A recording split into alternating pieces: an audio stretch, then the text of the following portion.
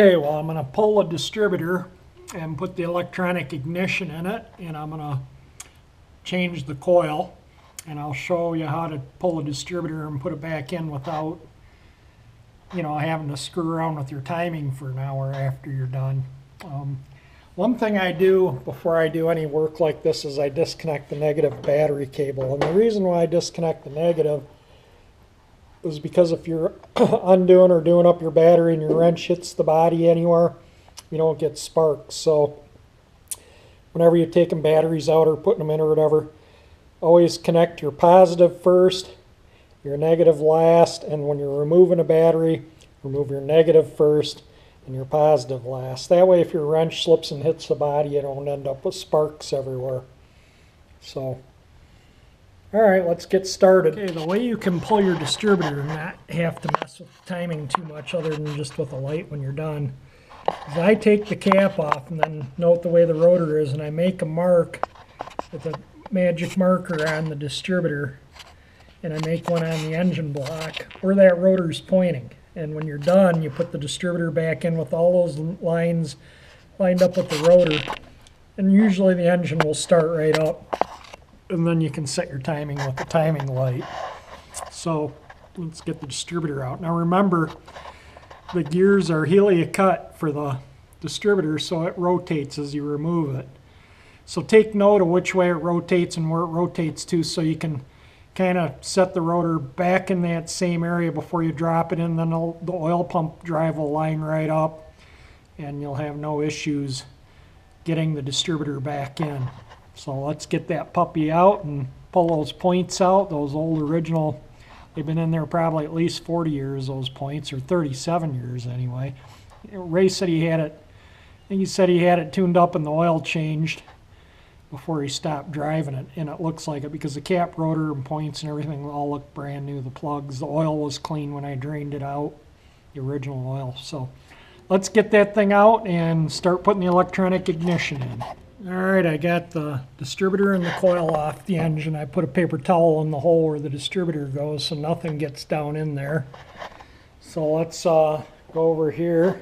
I got the distributor sitting on the bench and the coil. Typically this is the positive side of the coil and the negative side of the coil is here. So this is where the car gives it 12 volts to the primary side of the coil. That's the secondary, that high tension lead, but you put 12 volts there and that goes to ground, and if you touch this to ground and remove it from ground, when you remove this wire from ground is when you're going to get the spark. So I'll take that wire off here in a second, and we'll take that coil out of the bracket and put the new coil in, and the old coil will stay with the car, and we'll get the points condenser out and put this in. So one thing you want to do while your distributor is check your vacuum advance. And I already did this when I first got the car going, but you just put some vacuum to it and you can see the breaker plate moving, and you can see that it has 20 inches of vacuum on it right now and it's holding. So that means we got a good vacuum advance. Now is the time to replace your vacuum advance if you have a bad one, but we got a good one. And then when you let your vacuum out, you can see the breaker plate move back. So that's the vacuum advance right there. And the centrifugal advance is I don't know if I can hold this thing, and it's underneath the distributor there, but when the distributor is not, you can turn this rotor a little bit. There's some springs and weights up in there. I'll take the rotor off and give you a quick, and then don't forget there's an oiler on a lot of these old car distributors. Oil that every 1,000 miles or a couple times a year. I just put oil in mine, like on my generator, on my Chevy and the distributor, every month or so. Just fill the oiler right up. So yeah, you can't over oil these distributors. You can over oil generators, and the generators you should not oil while they're running. You should do them while the engine's off. Alright, let's get those points out and get the coil off and get the stuff switched over to the Pertronix ignition stuff. Alright, so you got to pull this wire off for the points, and this wire will come out of the distributor. And I'm going to save this original wire, so if a future owner of the car wants to put points and condenser back in for some unknown reason, they can. The original coil that says Delco Remy on it will stay with the car. The new coil's already on the bracket, so that's ready to bolt back on the engine. So I'm going to take out this screw, and the points will pop out, and I think this screw and this screw hole are where the igniter screw to the breaker plate. So let's get that apart now. Alright, we got the points out. I don't know if you can see the breaker gap there or not. The points are a little tiny wee bit of, I guess you can't really see the other contact, but there is a little bit of corrosion and pitting on the points, but the car ran actually pretty good with these. These were the points condenser that were in the car when I purchased it. It says GP there. I don't know if that's the maker. I doubt they're Delco. It says made in USA on them. So that will stay with the car too. Let me get this wire out of the distributor and the grommet. It comes with a new grommet because 2 wires are going to come out of the distributor instead of 1. Previously, this one from the points went to the negative side of the coil, and the ignition switch side went to the positive side. Well, this igniter needs current, so one goes to the positive and one goes to the negative. It comes with a couple little crimps. I'll solder those on the wires, but I'm going to do that after it's back in the car so I can have the wires at the right length. And this will mount right here. So yeah, we're going to have a electronic ignition here in the car shortly. Okay, I have the little gadget in there, and I ran the wires around this ground wire so they don't get caught up in anything, and I put vacuum to the advance to make sure nothing will get pinched. Everything looks good. I think that'll be fine like that.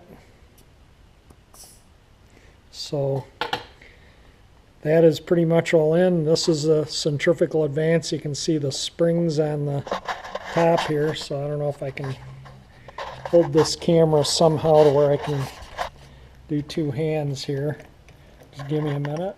Okay, so your centrifugal advance, you can kind of see the way these weights, when the RPM comes up, fling out, and that moves the rotor and advances your timing. Make sure that's free. So all the advances on this work. Alright, the igniter's all in, rotor's on. I'm ready to put the distributor back in, but the gasket was broken, and I had another distributor gasket, but this isn't big enough for this distributor. This is a Chevy gasket, and it just doesn't quite make it around the Pontiac distributor. So I'm going to make a gasket.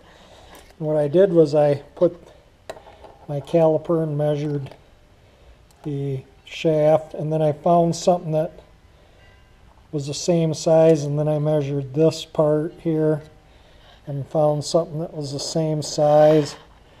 And so we'll put this, set the gasket material out. I'll put this on the gasket, cut around it with a razor blade, and then I'll put this in the center of it and cut the center hole out, and we'll have a distributor gasket. I'll drop that puppy in and get the timing set, get the car going. Okay, well, I made a gasket for the distributor. The gasket that was on there was kind of messed up, so it was seeping a little oil out around there, but that's got a gasket now. And I also cleaned up the back of the engine there, and pull that paper towel out and drop the distributor back in. And one thing before I hook everything up is I'm going to put a voltmeter and check the voltage on the thing here to see if there's a ballast resistor or resistance wire or not, because these generally like 12 volts. So resistors usually are 9.6, but this doesn't have that extra wire going to the starter solenoid, so I imagine it's straight 12 volts. V8s usually are. That extra wire that you see coming from the solenoid, the little light one, is a bypass to the resistor, so you get cranking voltage to the coil, so you still get good spark. Usually when you don't have those, there's no resistor in the circuit. This does not have that wire, so I'm going to assume that there's 12 volts at that wire, but I'm going to clean the connection and put a voltmeter on it and check it anyway.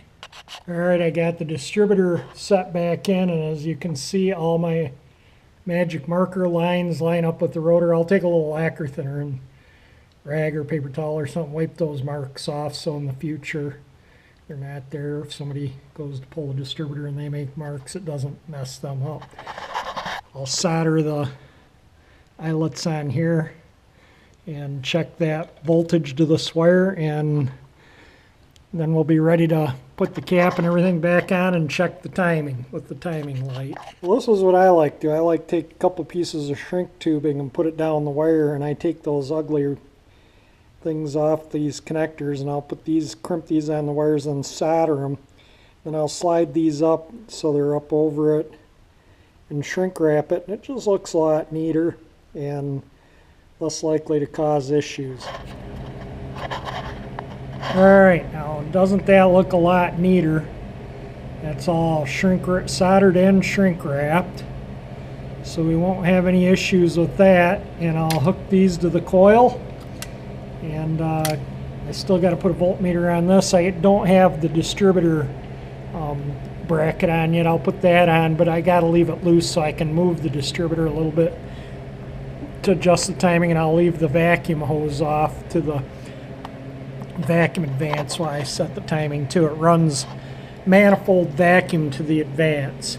So at idle, the advance will be fully advanced, and if you're in drive at idle, it's advanced, and you step on the gas a little bit, you lose your manifold vacuum bit. The timing retards, you don't get pre-ignition or spark knock. As you pick up speed and the load comes off the engine, the manifold vacuum increases and you start to get advance again on the vacuum advance. The centrifugal advance is specifically RPM of the engine. It doesn't matter the load on the engine whatsoever. Alright, I'm going to check voltage, and it should be battery voltage, and I think this was, okay, it's 12.5 volts here at the battery, and it should be close to that here if there's no resistor in it. So let's just see what we have here. Find a ground for the, I don't know how good of a ground I'm going to have here. Find something to ground it on. Stuff it in that hole. That may not be a good ground though. Okay, we got 12.3, and considering the 12 we got 12 volts, so there's no resistor in the system, which I didn't think there was. So I'll turn the key off. Now I turned the key on to reconnected the battery and turned the key on to do that. So let's turn the key off, get that hooked up, and set the timing. Okay, we got the timing light hooked up here. It's probably a pretty old school gadget for a lot of the mechanics that are younger than I am. You don't see them around too much anymore. You have a positive and negative to the battery, and you have a little clamp here that you hook to the #1 spark plug lead. And start the engine, and that's just a strobe light, and it shines on the timing marks over here on the, well, you're not going to see that, but there's a little pointer. I don't think that there's light there, but there's a little pointer there, and there's a mark on the balancer. And I'll try and show it with this light. Maybe I'll get the timing set. It's hard to hold cameras, but I got to get the exhaust hose out. Do a few things, and then we'll crank it up. Alright, got the exhaust hose on. Let's see if it starts and set the timing. Hopefully it starts up.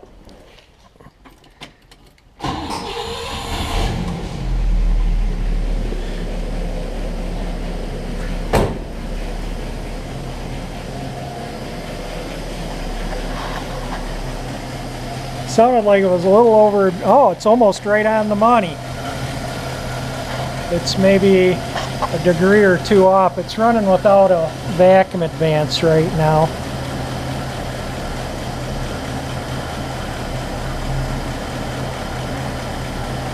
That's right on the money there. I'll tighten the distributor and then recheck it. Okay, I tightened the distributor, and you always recheck it after you tighten the distributor because sometimes it changes a little bit. And I don't know if you can try and avoid the fan blade, and I don't know if that shows up in the camera or not, but that is right on the money. So we'll hook the vacuum advance back up. The engine will pick up a little bit of RPM when I do that, and we'll be done. There's the vacuum advance hose. Whoops, went on then off. There it goes.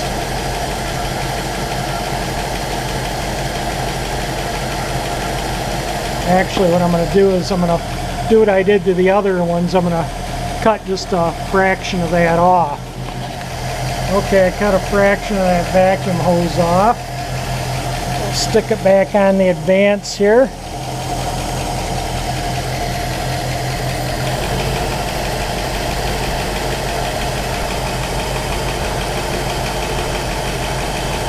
And then we're done. We got electronic ignition.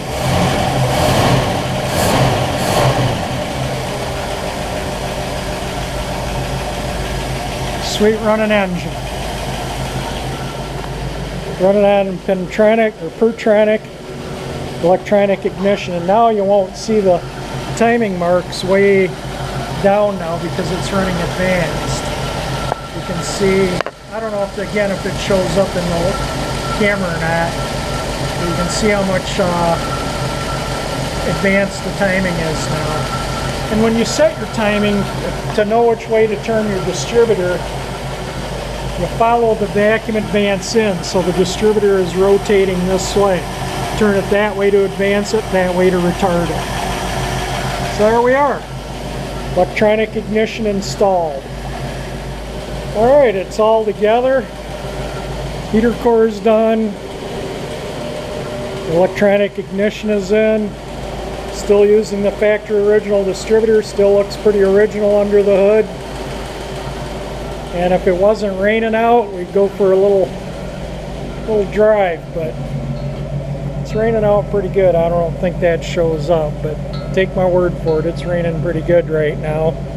So maybe another day when it warms up and it's not so miserable, we'll go for a ride, although I do want to get the trunk pan painted the next nice day we have, which might be Saturday or Sunday. I think one last thing I'll do today before I call it a day is I'll change oil and filters. So I'm going to let the engine warm up here for about 15 or 20 minutes or so, and might boost it up on the fast idle cam so it gets everything nice and warm, and we'll drain out the oil and change the filter and put some new oil in it.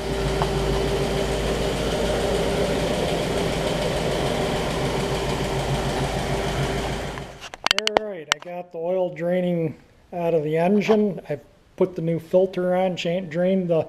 I always take the filter off first, and that way I think the sump or whatever, it drains into the sump, the stuff out of there and out of the filter. And then I drain the sump, and then I put the new filter on, and the plug is still out of the sump. The sump is still draining. I'm going to let it drain a couple hours. I'm going to go in and do some video editing and whatnot, and then a couple hours I'll come out and put the plug back in. This is the oil I got. This engine recommends 10W30, and I think that's fine. The waxes that make the thicker oils just stick the rings to the pistons and stuff.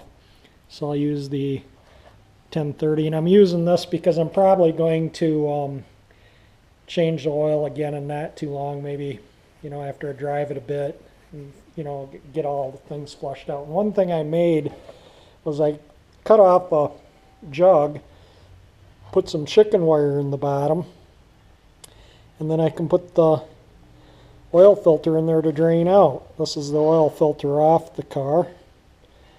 So yeah, we'll let the sump drain a couple hours, and then we'll put the plug back in and fill it up with oil and crank it back up. It should be set for some nice cruising. Alright, we got the new oil and filter. Sitting here running with the new oil and filter.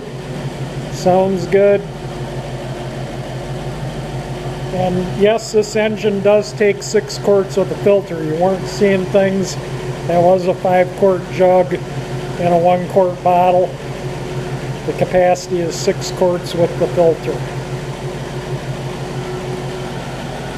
So I'll just let it warm up here a few minutes with the new oil, and we're done for the day.